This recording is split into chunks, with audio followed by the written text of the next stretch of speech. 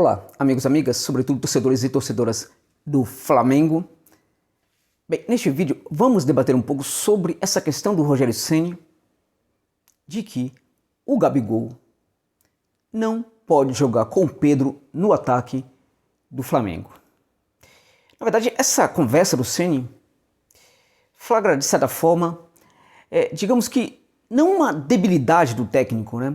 Não uma incapacidade do técnico de entender que dois centroavantes podem perfeitamente jogar juntos numa equipe, inteligente como é, presumo que estudioso como é, o Ceni já deve ter visto em outras equipes, em outros cenários, em outros momentos da história do futebol, dois centroavantes atuando numa equipe, inclusive sem que isso tenha gerado muitos problemas para essa equipe. Então não acredito que isso tenha a ver com a sua incapacidade de perceber o que acontece.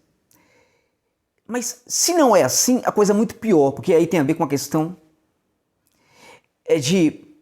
de um auto-engano, é um técnico se enganando, se auto-enganando em relação a um fato e tentando se convencer a si próprio, convencer a si próprio sobre o assunto, para depois tentar convencer as demais pessoas, convencer daquilo que não se convence, do impossível, de que dois bons jogadores não podem atuar juntos numa equipe. Em nome do que esses jogadores não podem atuar? Bom, em nome da marcação, que é o que o Ceni fala, inclusive, que é o argumento, dele para que o Pedro e o Gabigol não atuem juntos no Flamengo. Em nome da marcação, em nome da perda de rendimento, no processo de transição defensiva e assim por diante. Essa questão de que os jogadores do ataque precisam, na verdade, voltar para a marcação, para a recomposição, todos eles têm que acompanhar, sendo secretário de lateral, secretário de meio-campistas e assim por diante, secretário de volante. Então são esses argumentos que são colocados aí, são esses argumentos também que o senso comum em geral pensa. E o problema do Ceni é que o Ceni não é um técnico, não é uma pessoa, cujo conhecimento do futebol e cuja formação pessoal, inclusive, o colocaria em tese no senso comum. Então o problema todo aí no caso para o Ceni é pior, porque parece, na verdade, uma questão de teimosia. Uma questão de teimosia, de não querer dar o braço a torcer. Aquelas coisas que muitas vezes estragam o projeto de um técnico que está tentando se firmar no contexto do futebol, tem em alguns casos muita competência, em outros casos muita condição de crescimento, muito potencial, mas aí começa com essa fala, que é uma fala que realmente condena e marca mesmo, coloca limites mesmo à evolução desse treinador. A questão basilar, na verdade, é o seguinte: o que é que você tem no elenco? Qual é a qualidade dos jogadores que você tem como técnico no elenco para colocar na equipe? A depender da condição do jogo, a depender das exigências que o jogo coloca para a sua equipe. Então, tudo bem, pode ser até que o Flamengo não atue com dois centroavantes, tudo bem, não atue com o Pedro junto com o Gabigol no começo de uma partida, mas há situações e situações, a situação de jogo em que a equipe precisa vencer, aí você tem o jogador como o Pedro e você não coloca para jogar junto com o Gabigol. Então, se você tem dois grandes jogadores no ataque, dois grandes centroavantes, numa situação de extrema necessidade, não vai colocá-los para jogar? Refrescando um pouco a memória de todos, não do Ceni, porque ele deve saber, como eu disse, deve saber do assunto, e portanto, isso o coloca numa situação bem complicada, numa posição bem complicada, porque ele deve saber do assunto. Então não estou aqui refrescando a memória dele, mas pensemos, Bebeto e Romário, coloca um no banco, não dá para jogar com dois centroavantes, não dá. Ah, mas a equipe vai ficar sem marcação. Olha lá o que fez o Parreira para a equipe. A equipe do Parreira marcava demais. Marcava muito. E na verdade você não precisa nem ter aquele esquema com todos aqueles marcadores. Porque a marcação não passa necessariamente apenas pelo jogador ter velocidade, pelo jogador de ataque inclusive ter velocidade, pelo jogador de meio de campo ter velocidade. A marcação hoje em dia passa sobretudo pela leitura dos espaços, pela ocupação dos espaços. O posicionamento explica melhor a boa marcação do que a velocidade dos jogadores. É natural que de alguns zagueiros, especialmente, se espera uma boa velocidade. uma grande qualidade a mais no bom zagueiro, mas mesmo bons zagueiros não precisam necessariamente ter velocidade. A questão é como é que se organiza o sistema defensivo para dar condição de que um zagueiro, inclusive às vezes lento, consiga jogar. O Flamengo já teve na sua história muito bons zagueiros lentos. Como hoje, em função do contexto do jogo do Flamengo, das necessidades do Flamengo, das necessidades do elenco, de como está o elenco e dos técnicos que têm treinado o Flamengo, o rubro-negro precisa, inclusive, pensar na contratação de um zagueiro rápido, veloz, né, para atuar, inclusive, juntamente com o Rodrigo Caio. O Mari está fazendo muita falta no Flamengo. Muita falta. E vou dizer mais para vocês. Não pela rapidez do Mari, mas pela inteligência na ocupação dos espaços. Isso o fazia ser um melhor zagueiro do que, eventualmente, sua velocidade, que não era tudo isso também. Mas era, sobretudo, a capacidade de ter um entendimento do que ia acontecer, se antecipar, nesse sentido, cortar a linha de passes, nesse sentido, chegar antes nas coberturas. Então, na verdade, um técnico ele pode, por exemplo, treinar a sua equipe. Independente se ele leve a campo um 4-4-2, uma forma mais, um 4 mais quadrado, né? Um 4-4-2 com um quadrado ali, um losango, enfim, independente de como vai levar essa linha de 4, pode jogar com 2 volantes ali, muito bem marcadores ou não, enfim.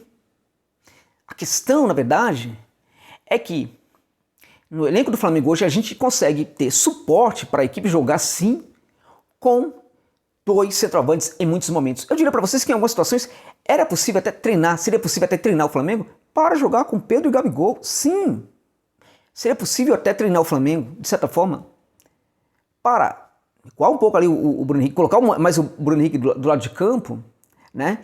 E colocando ali o Bruno Henrique aberto ali naquela linha do meio de campo e jogar inclusive com o Gabigol e com o Pedro na equipe. Seria possível? Sim, seria possível. Bom, eu lembro de uma equipe do Bayern de Munique que jogava com 2 centroavantes, né? Era o Klose, e aí tinha um outro centroavantão que eu não me lembro agora, que é uma equipe fantástica de algum tempo atrás. Bom, acho que não é um bom exemplo, porque eu não lembro bem agora. Tá aqui na minha cabeça, mas eu não lembro bem qual era o jogador. Agora, para não ficar longe, para ficarmos na Europa, para ficarmos ali na Premier League, uma das equipes que melhor joga futebol hoje é o Everton, do Ancelotti, e joga geralmente com 2 centroavantes. Geralmente joga com 2 centroavantes e geralmente joga até com um jogador se fazendo de centroavante que não é necessariamente o centroavante.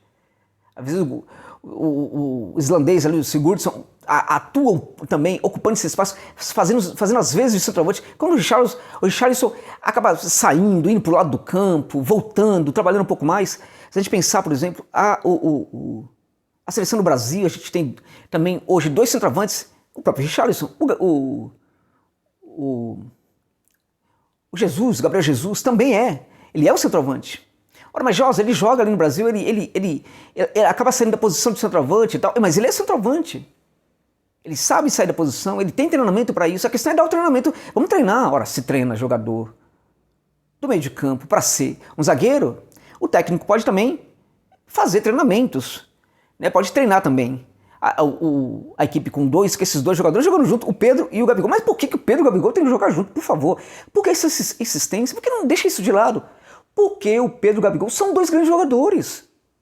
São 2 grandes jogadores. E o Pedro tem esquentado muito o banco de reservas do Flamengo. Isso é injusto, gente. Porque é um grande jogador. Ele precisa entrar muito mais na partida. E quando entrar muito mais na partida, não necessariamente para substituir o Gabigol, mas para jogar junto com o Gabigol. Ora, imaginem vocês, por exemplo, a preocupação que esses 2 jogadores não podem gerar para a defensiva adversária. Imagina só, por exemplo, a preocupação dos laterais das equipes adversárias, né, com esses 2 jogadores. Mas naquela questão, indo um pouco ao que o Ceni fala, mas naquela questão, por exemplo, de que, mas aí a marcação, como é que vai voltar para marcar e tudo mais e tal? Ora, meus amigos, a marcação não precisa necessariamente ser feita no primeiro campo sempre. Esses 2 jogadores, eles podem contribuir com a marcação de uma forma diferente. Eles podem, por exemplo, cansar a defensiva adversária marcando muito bem lá na frente. Podem marcar muito bem lá na frente. O que a marcação de Pedro e Gabigol pode ocasionar, por exemplo, para a equipe adversária, para a saída do jogo da equipe adversária, forçando muitas vezes a sair através da bola longa, do chutão, a depender da situação, do chutão forçado. Tem várias situações. Várias situações. Agora, essa explicação de que não pode jogar com dois... Você tem dois jogadores fantásticos ali para o contexto do futebol brasileiro, que são... E aí, tudo bem que você não coloca para jogar desde o começo da partida, mas você tem uma necessidade no jogo, você não coloca para jogar. E vem com essa conversa de que marcação, a equipe precisa fazer gols. Num contexto de necessidade de fazer gols, a equipe precisa fazer gols. Você vê com essa conversa de que não posso colocar porque não marca tal. Que história é essa? Tá bom, vamos entender então, vamos fazer de conta aqui que nós entendemos muito o Rogério Ceni, que a gente acha que ele está certo mesmo, que esse raciocínio dele é o melhor possível, todo mundo que pensa diferente está errado, ele está correto, ele está coberto de razão. Então, Rogério, explica por que você coloca o Rodrigo Muniz para jogar. Explica. Rodrigo Muniz é um lateral? É um volante? É um meio-campista? Não, o Rodrigo Muniz é um centroavante. E se o Rodrigo Muniz não fosse essencialmente um centroavante, se o Rodrigo Muniz não fosse o tipo de jogador que às vezes tem dificuldade até para trabalhar em outros espaços do campo, se ele não fosse assim, ele inclusive já não estaria mais no Flamengo. Ele provavelmente já teria sido negociado para o futebol italiano, porque eu sei do que eu estou falando. O Rodrigo Muniz foi anunciado por essa pessoa que vos fala para um clube italiano que perguntara sobre esse jogador, algum tempo atrás, quando ele ainda era canterano do Flamengo, na época em que ele tinha muito menos idade, inclusive, do que tem agora, 16 para 17 anos. Não foi contratado em função de que ele foi observado que ele tinha características muito de centroavante, não era isso naquele momento que a equipe precisava. Não pode jogar Gabigol e o Pedro, mas pode jogar o Gabigol e o Rodrigo Muniz. É isso? Não dá para entender. Realmente não dá para entender. É por causa disso que o Rogério Ceni dá todas as demonstrações que não é técnico para o Flamengo. E o Flamengo, ao terminar essa temporada, precisa pensar na reposição do comando do banco, no seu comando de banco de reservas. Porque o Rogério Ceni não tem realmente condição de ser técnico de uma equipe como a do Flamengo. Obrigado pela gentileza de ter visto comigo este vídeo até o final.